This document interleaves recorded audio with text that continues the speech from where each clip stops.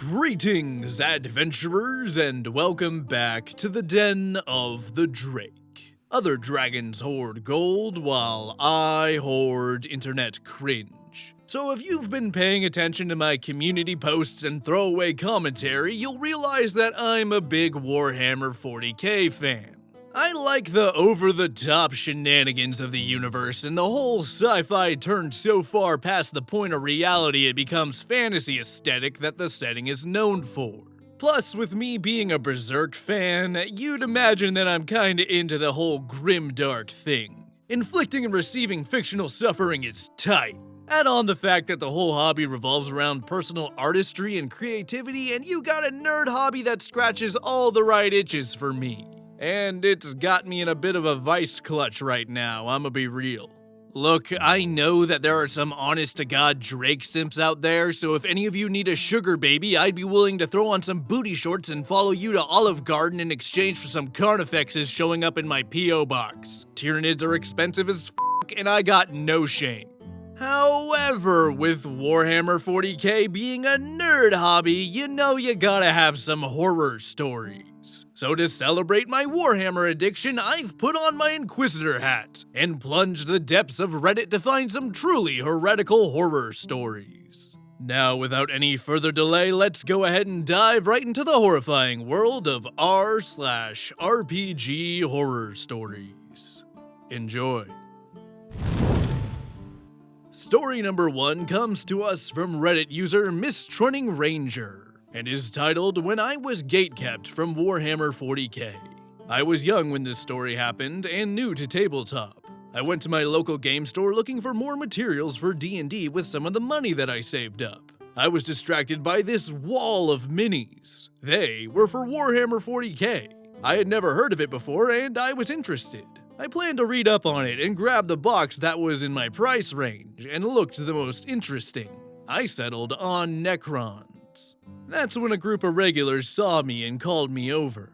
They must have assumed that I was already experienced in the game before I even introduced myself. They're already catching me up on their game and I'm struggling to understand what's even going on. It was practically a bombardment of names and factions that I had no basic understanding of. When they finally finished their long explanation of the past few turns, they asked if I wanted to join into the next game since they were almost done. I politely informed them that I had never played before, and the whole mood shifted. As if I had committed a great sin by not already playing Warhammer, but I did tell them that I was interested in playing. The youngest looking guy there, still probably 25 to 28 at the youngest, piped up before the rest, and enthusiastically told me that I should play Space Marine, and without missing a beat, launched into a ramble about the Imperium's lore. I would compare it to pulling up the Wikipedia article on the Imperium and hitting shuffle on every paragraph and playing it at double speed. The rest still watched me suspiciously, like I was an undercover cop who just said, "I would like 1 marijuana, please." When he finally finished his speech about how amazing the humans were, I awkwardly said I thought that the Necrons were cool, which did not make these guys happy.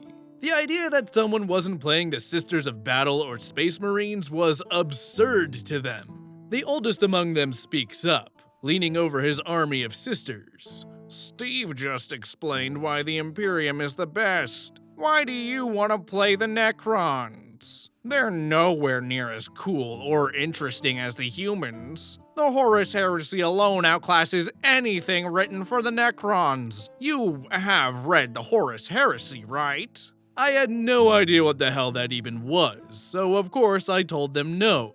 "How can you expect to play the games without reading the books? It's like you have no respect for the true fans." I kid you not. He referred to himself and his pals as true fans. I was starting to get a bit upset and honestly a little scared. These guys were a lot bigger than me. I was short and skinny, and the oldest guy easily had more than 100 pounds on me. They demanded to see the army that I picked out, and I handed them the single infantry set that I grabbed. They started tearing into me on my horrible choice, how this was nowhere near enough for an army. I couldn't even get a word in as these older guys got red in the face. They continued to berate and insult me for not picking Sisters of Battle or Space Marines, how I was disrespecting their craft, and that I wasn't welcome to game at their table. I had enough. I left my bag on the chair, told them that I don't think this game is for me, and I left. I have never since gone back to that game store or played Warhammer. End of story. Ah, bullshit. This may just be me being a filthy Xenos player, but Traz in the Infinite has more personality in one pinky finger than Rowboat Gorilla Man and his Mega Depression have in his entire Primarch body. Okay, so here's the elephant in the room. I adore the Warhammer setting. It's gritty and visceral, and I think it has something for everyone. But that opinion is not shared by everyone. It's a lot less common than it used to be, but Warhammer fans have a bit of a reputation for being gatekeeping sticks. And a lot of them don't even do it on purpose like these guys did. Warhammer itself has a pretty large barrier to entry already. The amount of rules and lore you gotta learn makes the Old Testament look like a copy of the Very Hungry Caterpillar. So the last thing a newbie needs is people trying to explain the entirety of a faction's lore in one conversation.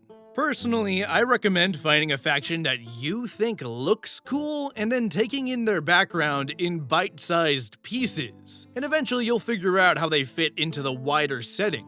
I'll say it again. A vast majority of the people playing Warhammer want nothing more than for you to pick up a faction that you think is cool and paint them however your little newbie heart desires. If you want to turn some Black Templars into Pink Templars, you paint some f***ing Pink Templars. If you want to make some Rainbow Knights, you paint to your gay little heart's desire. You bought the model, they're yours to do with as you please. But there are some people who have never been hugged who would disagree with the future I would want for the hobby. There's this stupid line of thought that some people have that Warhammer needs to avoid becoming mainstream in order to protect the culture and respect the fan base. My brother in Christ, you are painting little plastic men and playing toy soldiers with your unwashed friends. I don't give a f*** about your culture. I just like xenomorphs and alien monsters, dude. I get that most of the time when something adopts a wider audience, you will inevitably get that type of person that every gatekeeper is afraid of. But for every one screeching internet harpy, there's 100 genuinely awesome people who will only help make the hobby better. A little gatekeeping can be a good thing, but more often than not, it really sucks. Yeah, it keeps the hobby small and exclusive, sure. But all that does is lead to the thing you love dying with a quiet fart the second that the sales numbers don't hit the desired quota. And as funny as it would be to see Games Workshop get their just desserts, I really want a new Lictor model. Well, that's one side of the toxicity spectrum you can see revolving around Warhammer. Surely the other side of the coin can't be that bad, right? Right? Our next story comes from Reddit user Misanthropic Succubus and is titled "A Player Called Another Player a Fascist for Playing Warhammer 40k and Punched Him." So I attended a game at a friendly local gaming store where a weird conversation broke out while I was buying stuff. There were people playing Dungeons & Dragons doing a session 0 in the background. A person was talking about how he liked Warhammer, and another player told him that he shouldn't play it because Warhammer 40k is for fascists, and the other player should stick to Dungeons & Dragons and sell the Warhammer minis. The Warhammer player laughed and disagreed. Then, out of nowhere, the second player got up and punched the first player. The Dungeon Master was shocked, and so were the two other players. The second player was escorted and banned from the store as he screamed, "You allow Nazis at this store!" End of story. Yeah, remember how I said that there's a certain type of person that the gatekeepers were afraid of? Well, here they are. This was definitely a short story, but I think it really captures the yin to the previous story's yang. For those who aren't aware, 40k has no good guys. The humans in the setting are basically the worst parts of every totalitarian regime throughout human history, spread across an entire galaxy. They are so comically evil that the Geneva Conventions might as well be a war crime shopping list. Of course, it's stupid and over the top because it's supposed to be a parody of actual human instances of totalitarianism. Unsurprisingly, you have a handful of people who don't understand that the Imperium of Man aren't exactly good people that you should root for. But you also got people who interpret Warhammer becoming more popular as the second coming of the goofy mustache man. In fact, it shares a lot of parallels with the satanic panic that D&D went through back in the day. But this time, instead of Bibles and crosses, they're clutching blue hair dye and smartphones. It might feel a little bit far-fetched that someone would react this way to something as dumb as the mere mention of Warhammer, but I just read a tweet from an honest-to-God game publisher who heavily implied that the Tyranids, the faction of parasitic insectoid monsters that exist only to ravage a planet of its resources and consume its populace, and my favorite faction, are analogous to people of the Jewish faith. Fucking yikes. If I had a nickel for every time Twitter tipped its hand by comparing a savage race of man-eating monsters from a nerd hobby to real-world minorities and what they claim to be a totally not racist act of social justice, I would have 2 nickels, which isn't a lot, but it's weird that it happened twice. Actually, now that I think about it, it's really not that surprising. Ham-fisted social commentary aside, I want anyone who's looking to get into Warhammer 40k to pay attention to what I'm about to say. The Imperium of Man is fueled by hate, but Warhammer 40k is not. The reality is that when you look at the hobby as a whole, these 2 warring psycho factions are microscopic, and everyone is too busy watching the fascists get eaten by giant space bugs and literal demons to care. God, Warhammer is f***ing awesome!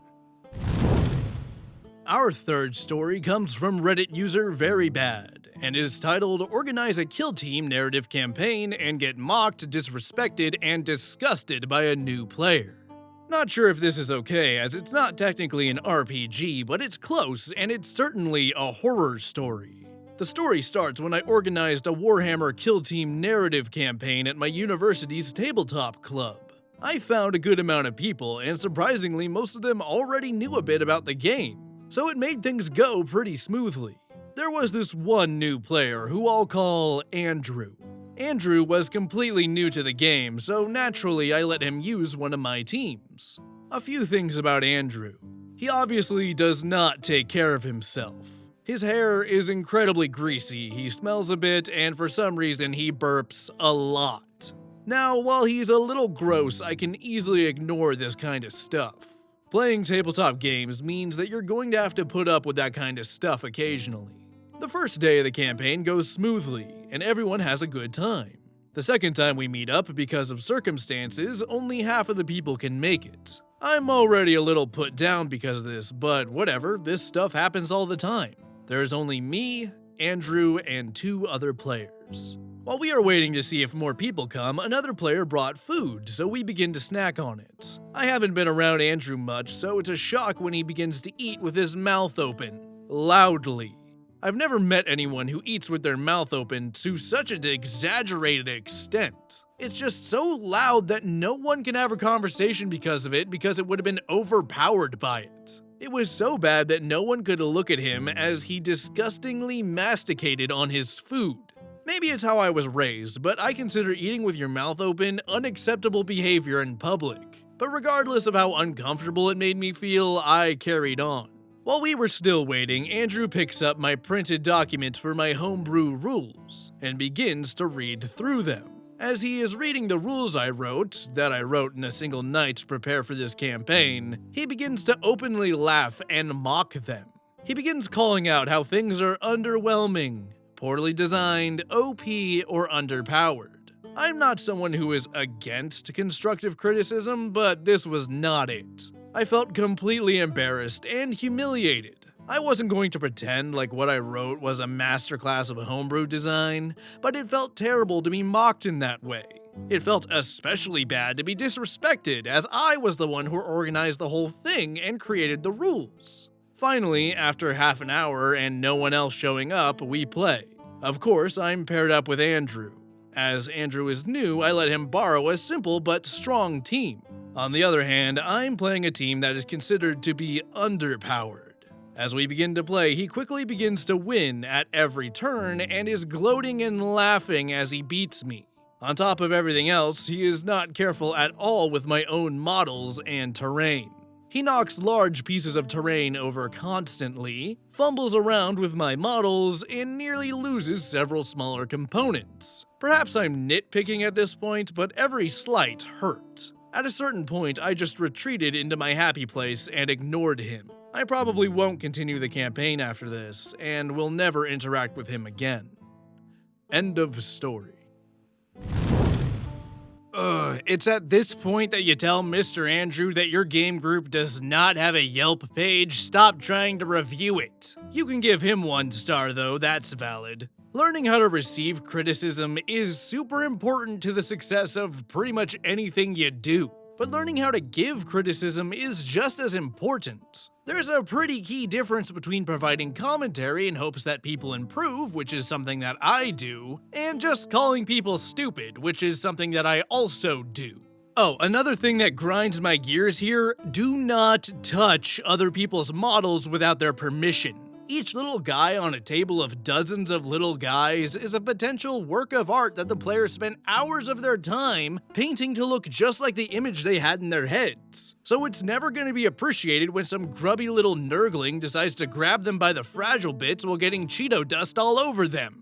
I did not research color theory for 4 hours just for you to add on an unwanted sprinkle of orange to my green little dudes. So yeah, ask permission before you touch anyone's models, and when you do, pick them up by the base. When you go to handle someone else's model, remember this little slogan. A friend that handles your model from the base is a friend who is very based. Our 4th and final story comes from Reddit user Brainfried and is titled Nurgle The Unclean. In the Warhammer universe, Nurgle is the demon lord of decay, pestilence, and for our purposes here, the Unclean. The person we're talking about earned that nickname. The timeline is the 90s, just a few months before Magic the Gathering debuted in our area, let's say spring of 1993. A favorite local game store had gone out of business and another popped up in its place. This place had several rooms that you could play games in, but most every Saturday it was pretty busy, but the rest of the week it was a bit light. That made the game store's owner a bit reluctant to remove anyone for any reason, which made it an ideal place for more colorful clientele to appear. There were several interesting characters who showed up, and the most interesting was Nurgle. At first, he seemed like an okay guy. He was nice enough to people and enjoyed playing games, and he spent money at the game store. Nurgle was also a bit dim. When he joined a D&D 2nd edition group at the store, he decided to try a variety of poorly thought through actions, which got his PC killed constantly. In one such game, the DM would just let him bring a new PC that was the same as his old PC. He just had to wait a short period, like a timeout. His usual number of deaths per session was maybe 5. His best session was only 3 deaths. His record was 29. There was also a different game where we were in the Ravenloft campaign setting. He was playing the exact same character and we were in the Lich Aslan's realm. Aslan happened upon our group and we scattered and ran while Nurgle hid in a tree. Aslan noticed Nurgle hiding and floated up to him. The DM asked Nurgle what his PC did. Nurgle screamed. I don't mean he said, "My PC screams." He actually screamed for like 5 seconds. Other tables stared for a moment before they seemed to think, oh, that's just Nurgle being Nurgle. But the most horrid of Nurgle's deficiencies was his stench. I don't mean he didn't use deodorant. I don't mean he had a medical issue that gave him a rough smell that required special attention. I'm not even talking about the gamer funk that big conventions have on day 4. That would be amateur hour for Nurgle. The exact combination of unwashed clothing, especially underwear, unshowered body, and improperly wiped ass to get the ghastly olfactory assault that no others could compete with. If he washed himself every 2 weeks, that would be an improvement over what he was doing. I was playing a game 2 rooms away from the main entrance, and I could smell him when he entered. Did Nurgle just show up? Yes. Yes, he did. When people had to play a game with him, people would jockey to try to ensure that they weren't sitting near him. After many complaints, the game store owner finally forced Nurgle to be clean before he could enter the store. He was turned away time and time again, and eventually he just stopped trying. Now he lives on as a horror story I tell new gamers, that sometimes you just need to walk away from a game. End of story. Ugh, barf. You know what's ironic that I've ended up becoming so ingrained in RPG and nerd culture? When I have a literal zero tolerance policy for smelly people. I'm sorry to all the smell positive folks out there, that's just how I am. I got a super sensitive nose, and if you consistently stink, we just can't be friends. It's that bad. I know that some people use the excuse of depression or whatever, but if you're so depressed that you can't step into a shower at least once every 2 days, then you got bigger problems, muchacho. The shower is a great place to cry to yourself. Go do it there. If you're gonna go out in public, it's common decency to dress somewhat nice, wear some deodorant, and bathe. How is anyone ever gonna view you as someone worthy of spending time with if you don't even try to look or smell the part? Look, I'm more into judging people for their actions instead of their physical qualities, but I'm not into smelling you, bro. But do you know what else I'm into? Fan art. That's right, how about we take a look at this week's Gallery of the Drake? This week's fan art comes from Sarah Play with Rocks and depicts the Drake engaging in a firefight with a rogue scout drone from their new game Rockhoppers. It's a new project from their indie studio where you and your friends survive and build on a procedurally generated asteroid belt on the edge of known space. It's still in development, but be sure to check the links in my description so you can pick it up on its release. Organic life form detected. Preparing extermination protocols. I knew the Roomba couldn't be trusted. Good thing I got my concealed carry rocket launcher on me. Now I just need to make a dope-ass one-liner for my Terminator arc. Prepare to get exploded. What? Damn it! Thank you again, Sarah Play with Rocks, for submitting your art. Be sure to go check out their game via my link in the description. If you'd like to see your fan art featured in Gallery of the Drake, be sure to send it to the email in my About section. Fan art is my favorite part of doing YouTube, and it means the world to me that I can inspire artists like you to create artwork like this. With the stories over and artwork displayed, we're gonna go ahead and wrap up. If you enjoyed the video, be sure to like, comment, and subscribe. And if you feel like supporting the channel further, my Patreon and merchandise links are in the description. I would like to thank you all for listening, and I hope to see you next time in the Den of the Drake.